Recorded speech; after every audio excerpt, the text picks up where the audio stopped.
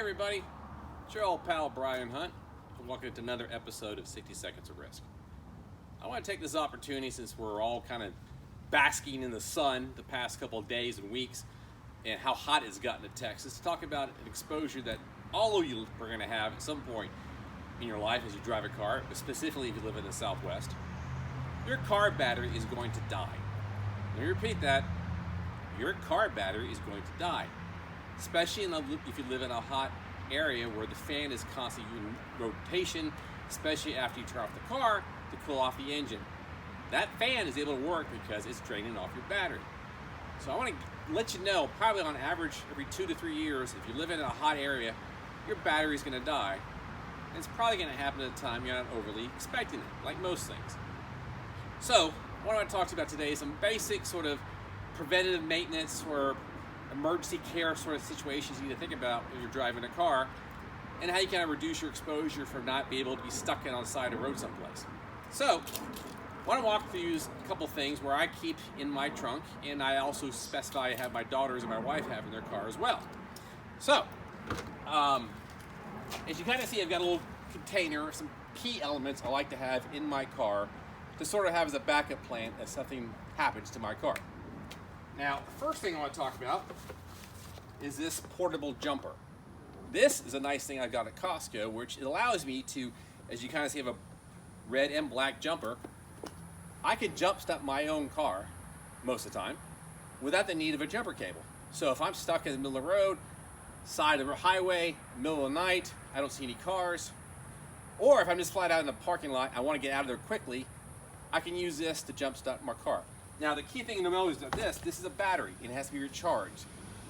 I typically, like I do on once a month, is pull these out of my trunks of my car, recharge them so that I know these are in the trunk of my car.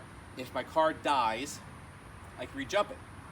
Like anything else, if you don't recharge the battery and you find yourself in a tight position, it's not going to work. So what's the backup plan if by chance you forget to recharge your jumper? Well, here's backup number 2.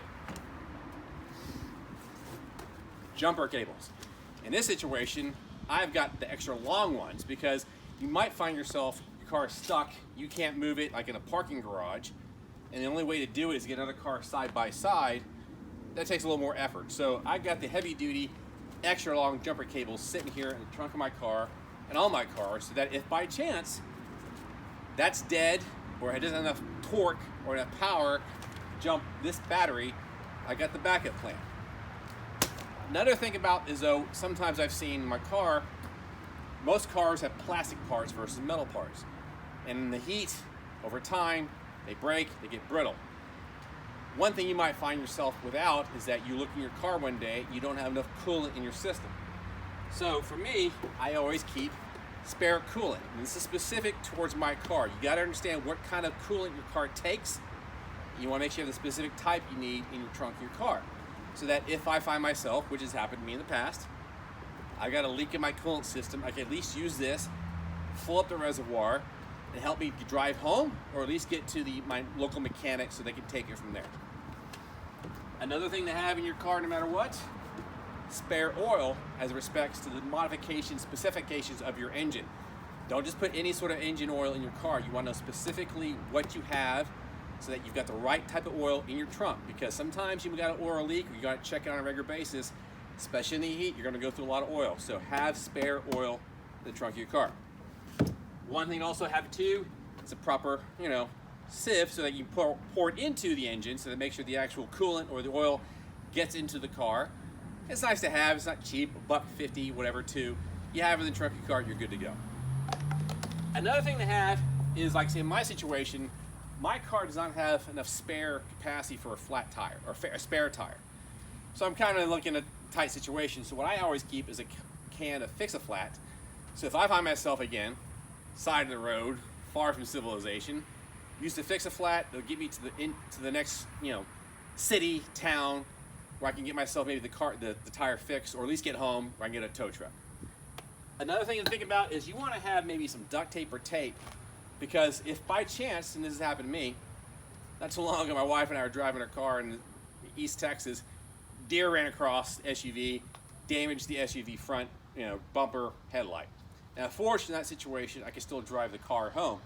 But if by chance the bumper's hanging off the side, it's good to have some duct tape or tape where you can at least put some repairs temporarily to get the bumper or whatever part you need, rather than scrape it on the side of the road up and away, so you can drive to at least your home or to a mechanic or your service station, wherever you need to be. So it's always, again, like we've talked about in the past, it's about plan for the worst and hope for the best.